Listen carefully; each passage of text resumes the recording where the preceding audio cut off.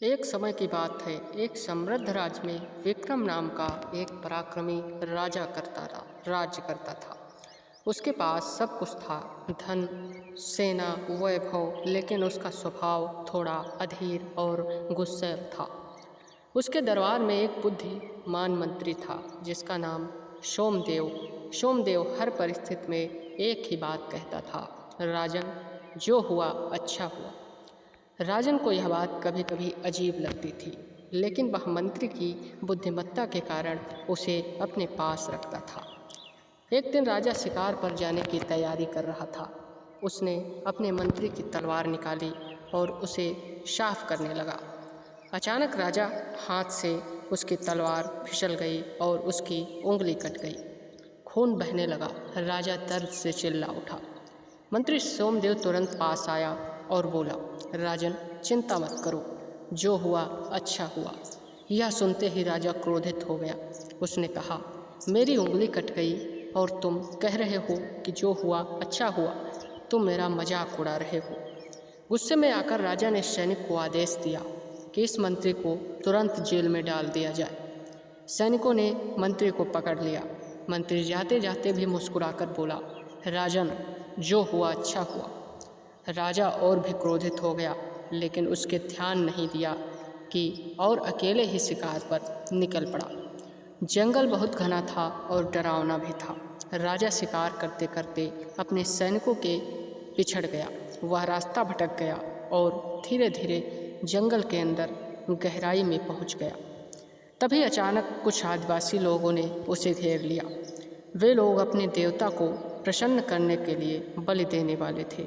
उन्होंने राजा को पकड़ लिया और उसे बलि के लिए तैयार करने लगी। राजा बहुत डर गया।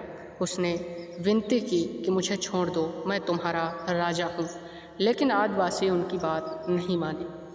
वे उसे अपने देवता के सामने ले गए। जैसे ही उसे बलि देने वाले थे, उनके पुजारी की नज़र राजा की कटी हुई उंगली पर पड़ी।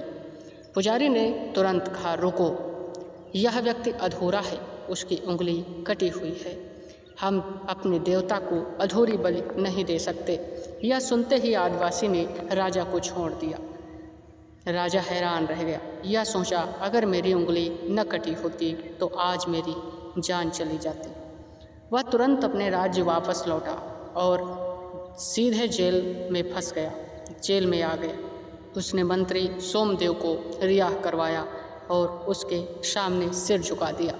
राजा बोला, मंत्री, तुम सही थे, मेरी उंगली कटना ही मेरी जान बचाने का कारण बना। वास्तव में जो हुआ अच्छा हुआ।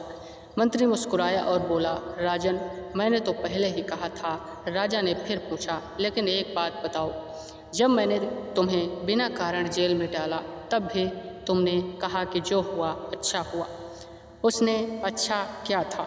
मंत्री ने शांत स्वर में उत्तर दिया, राजन, अगर आप मुझे जेल में न डालते तो मैं आपके साथ शिकार पर जाता और जब आदिवासी आपको अधूरा समझकर छोड़ देते तब वे मुझे बल के लिए ले लेते, क्योंकि मैं पूरा तरह स्वस्थ था। यह सुनकर राजा स्तब्ध रह गया। उसने अपनी गलती का एहसास हुआ और उसने मंत्री से माफ़ी मांगी। उस दिन के बाद राजा ने अपने गुस्से पर नियंत्रण रखना सीख लिया और मंत्री की बातों का महत्व समझा। वह हर परिस्थिति में धैर्य रखने लगा। दोस्तों, जीवन में कई बार घटनाएं बुरी लगती हैं, लेकिन वे हमें भविष्य के लिए अच्छी साबित होती हैं। इसलिए हर परिस्थिति में धैर्य रखें और सकारात्मक सोच रखना चाहिए, क्योंकि सच में जो हुआ अच्छा हुआ। नमस्कार।